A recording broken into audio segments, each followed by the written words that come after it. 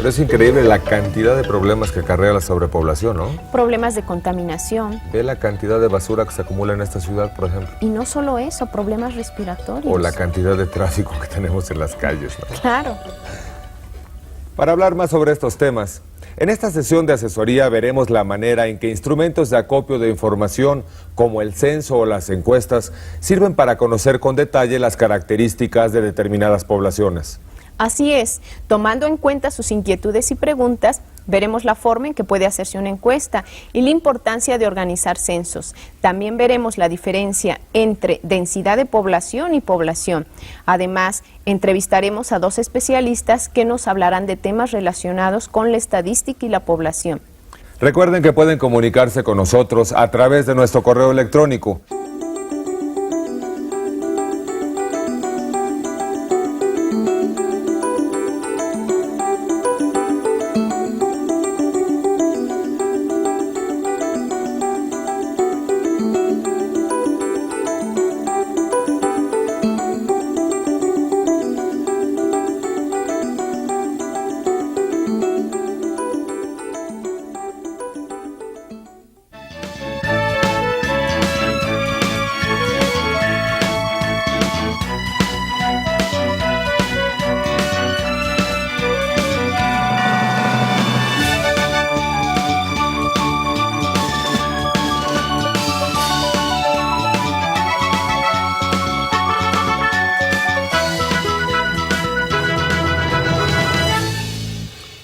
Nos llegó una pregunta por nuestro correo electrónico. El señor Arturo Robles del Distrito Federal nos pregunta: ¿cuál es la diferencia entre el número de habitantes de un país y la densidad de población? ¿No son lo mismo? Elvia, ¿qué le puedes contestar a nuestro amigo? Veamos, Guido. Señor Robles, amigos, el número de habitantes de una localidad y la densidad de población están íntimamente relacionados, pero de ninguna manera son lo mismo. Cuando hablamos del número de habitantes, nos referimos al total de personas de un pueblo, ciudad o país. En cambio, la densidad de población representa al número de personas que habitan en un kilómetro cuadrado. Para aclarar más esta diferencia, veamos el siguiente informe. En el año de 1997, estadísticas de población estimaban que México estaba habitado por 94.300.000 personas. Datos del mismo año en Alemania registraban que este país contaba con 82.200.000 personas. México tenía una población mayor que la de Alemania, mas no sucedía lo mismo con sus densidades de población. El territorio mexicano tiene una extensión de 1.953.162 kilómetros cuadrados. Al distribuir la población a lo largo de este territorio, de manera que en cada kilómetro cuadrado haya el mismo número de gentes, se obtuvo que la densidad de población en México era de 48 habitantes por kilómetro cuadrado aproximadamente. Por otra parte, Alemania, con un territorio mucho más pequeño, de solo 356.945 kilómetros cuadrados, tenía una densidad de población mucho mayor, de aproximadamente 230 habitantes por kilómetro cuadrado. Situación contraria presentaron los Estados Unidos de Norteamérica. Su población, formada por 276 millones de personas, era mucho mayor que la de Alemania y México juntas. Sin embargo, Estados Unidos tiene un territorio de 9.372.614 kilómetros cuadrados, por lo que su densidad de población resultó ser muy baja, de solo 29 habitantes por kilómetro cuadrado aproximadamente. La densidad de población varía en función del número de habitantes y de la cantidad de superficie del territorio que ocupan. ¿Qué haces, Guido? He estado revisando algunos atlas de la República Mexicana y saqué datos de la densidad de población de algunos estados. Eso me parece muy interesante. Amigos, ustedes también pueden recurrir a enciclopedias, almanaques o atlas para conocer la población y densidad de población de gran parte de las ciudades del mundo. A ver, Guido, ¿qué fue lo que encontraste? Pues mira, antes que nada quiero aclarar que estos datos corresponden al año de 1995. A la fecha han de haber variado un poco, pero para nuestros fines son un buen ejemplo. Por ejemplo, el estado de Nayarit contaba con 33 habitantes por kilómetro cuadrado aproximadamente. Muy interesante. En cambio, el Estado de México, con una extensión territorial que es muy similar a la de Nayarit, tenía aproximadamente 549 habitantes por kilómetro cuadrado. El Distrito Federal es un caso muy peculiar. Si se dan cuenta, su territorio es el más pequeño en extensión en todo el país, pero su densidad de población en este año de 1995 era de 5.739 habitantes por kilómetro cuadrado. Impresionante, ¿no? Bastante, pero ¿qué nos puedes decir de los estados con mayor extensión territorial, como Chihuahua? Es sorprendente el contraste. Mira, en Chihuahua solo había 11 habitantes por kilómetro cuadrado aproximadamente. Otro estado con una gran extensión es Baja California Sur. Fíjate que es el estado que tiene menor densidad de población de la República Mexicana, con apenas 5 habitantes por kilómetro cuadrado. ¿Cuánta diferencia en la densidad de población de cada estado? ¿No creen? En el Distrito Federal, 5.739 habitantes por kilómetro cuadrado. En Baja California Sur, solo 5. Grandes diferencias, sin lugar a dudas. Pues te felicito por la investigación que hiciste, Guido. Esperamos que nuestros amigos hayan entendido más claramente la diferencia entre población y densidad de población. Así es. Ahora vayamos a un documental para ver de qué manera influye una alta densidad demográfica en las sociedades modernas. La densidad de población influye en las características de los asentamientos humanos. En zonas de alta densidad demográfica se requieren más viviendas, se deforestan áreas verdes y se agravan necesidades como el transporte y los servicios públicos. Mientras que en espacios con baja densidad de población, en ocasiones, las personas apenas pueden satisfacer sus necesidades básicas. La elevada densidad de población también influye en otros aspectos.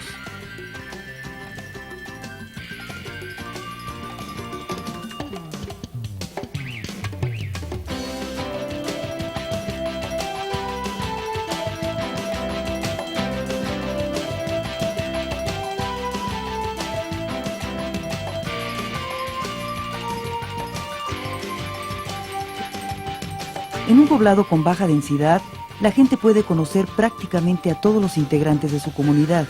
En las ciudades, esto es imposible. La densidad de población es un factor determinante en la conformación de cualquier sociedad.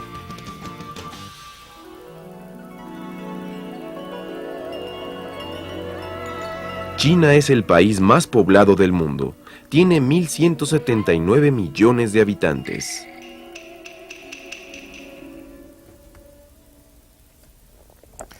La densidad de población puede ser calculada con los datos de los conteos de población que se hacen en cada país. Una de las formas más conocidas de conteo son los censos. Al respecto nos enviaron una carta desde el estado de Nayarit. En ella el señor Eduardo Rodríguez nos dice que se dedica a transportar material para la construcción y comenta: desde que me acuerdo, cada 10 años se hacen los censos en México. Yo les quiero preguntar, ¿por qué se esperan tanto para hacerlos si las cosas cambian mucho en 1 o 2 años? Señor Rodríguez, su carta nos pareció muy interesante. ¿Y quién más indicado para aclarar su duda que una persona dedicada a estudiar y a organizar los censos en México? Los invito a ver esta entrevista con nuestra reportera Pilar Jiménez. Gracias, Guido. Nos encontramos en la oficina del actuario Francisco Javier Gutiérrez, director regional del INEGI en el Distrito Federal, y estamos aquí para preguntarle, licenciado, ¿por qué los censos se hacen cada 10 años? Bueno, fundamentalmente se hacen por una recomendación internacional.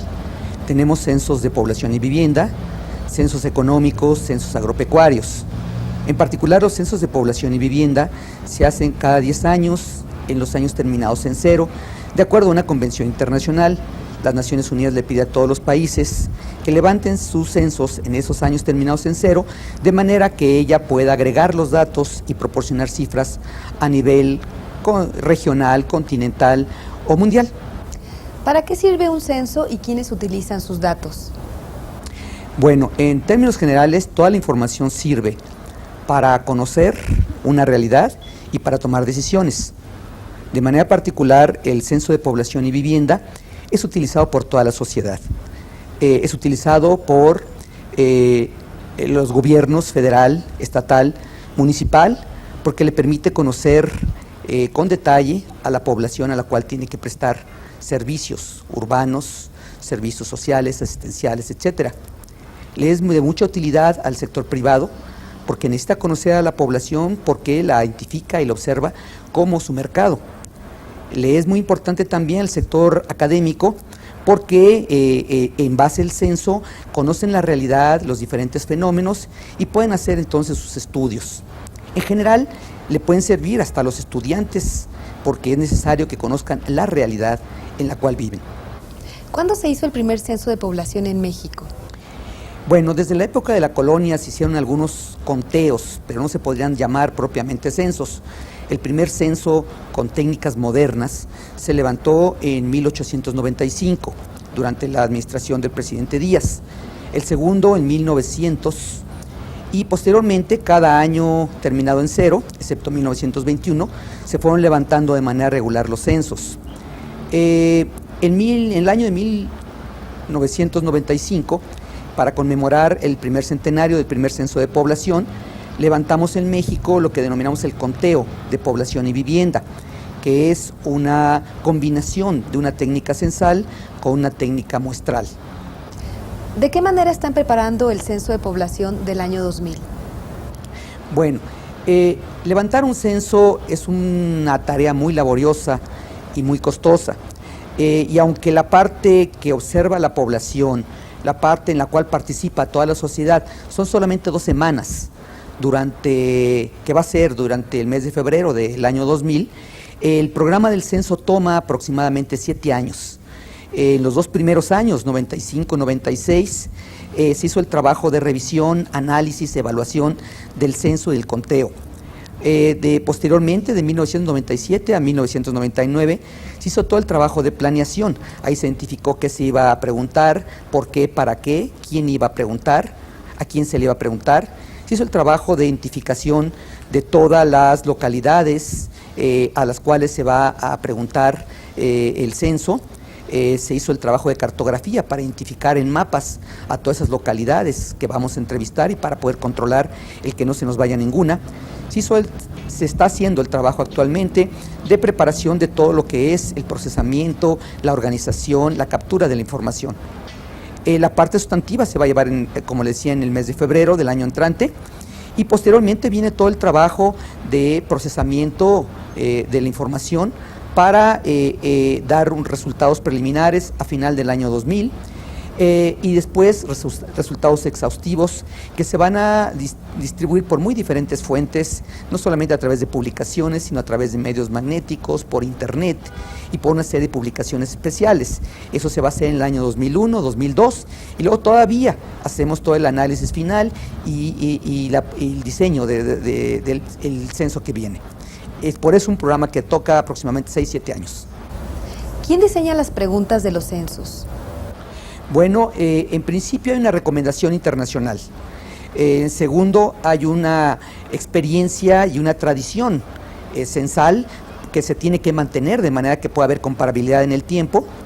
Y en tercera instancia se conjunta un comité a donde se invita a los principales usuarios, tanto del medio académico como del medio oficial, del medio privado, y de manera conjunta discutimos, analizamos y definimos cuáles son las preguntas que se deben de incluir en el censo. Gracias, licenciado. Regresamos al estudio con Guido. Gracias, Pilar. Fue una entrevista muy interesante. Qué importante es llevar el control estadístico de la población por medio de encuestas.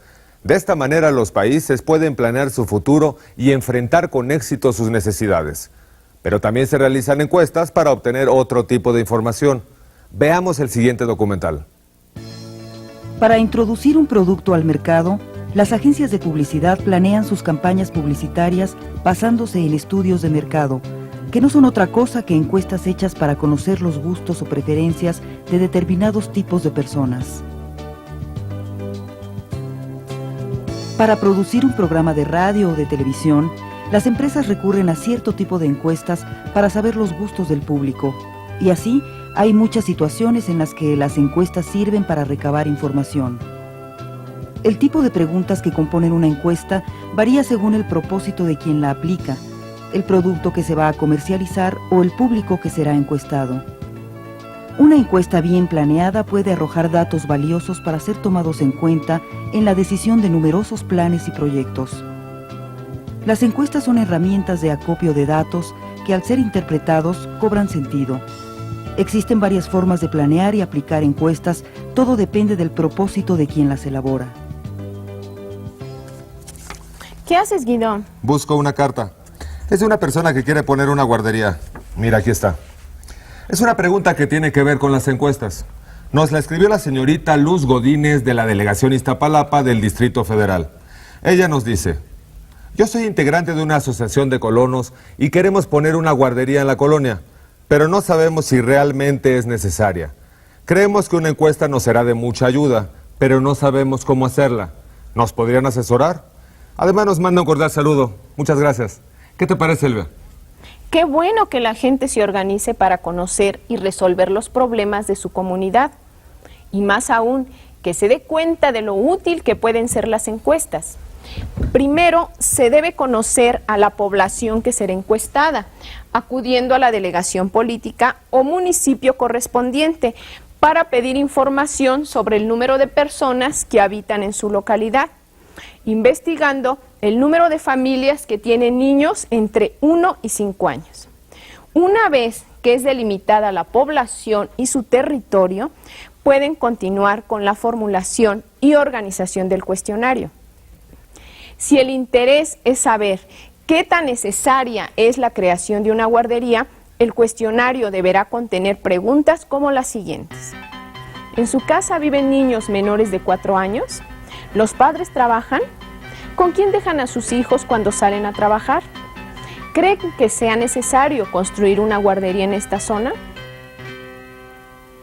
Una vez que diseñaron el cuestionario, deben decidir la forma en que van a aplicarlo.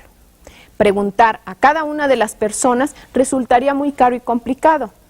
Por eso les recomendamos escoger a un grupo pequeño representativo de su colonia. Ese grupo será su muestra. Existen métodos probabilísticos para la selección al azar de una muestra representativa. Sin embargo, para fines prácticos, nosotros les recomendamos que pregunten a las personas que viven en una calle de la colonia. La siguiente calle no se encuestará, la tercera calle sí, y así sucesivamente se irán alternando. O preguntar a gente que pueda tener la necesidad de una guardería, como por ejemplo, matrimonios jóvenes. Después de aplicar los cuestionarios, pueden ordenar en tablas, gráficas o informes escritos los datos obtenidos. Intenten organizar la información de acuerdo con los puntos importantes que se preguntaron en la encuesta. Recuerden, una encuesta puede ser de gran utilidad para tomar decisiones importantes.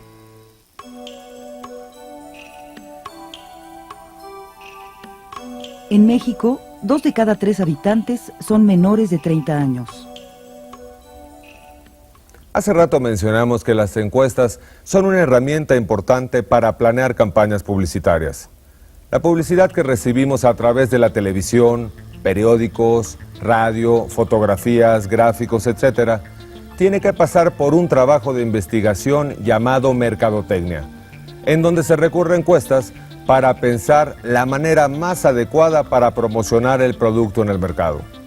Para conocer más acerca de las encuestas y su uso en la mercadotecnia, vayamos ahora con nuestro reportero Omar Monroy, que nos tiene preparada una entrevista con un especialista en publicidad. Adelante, Omar.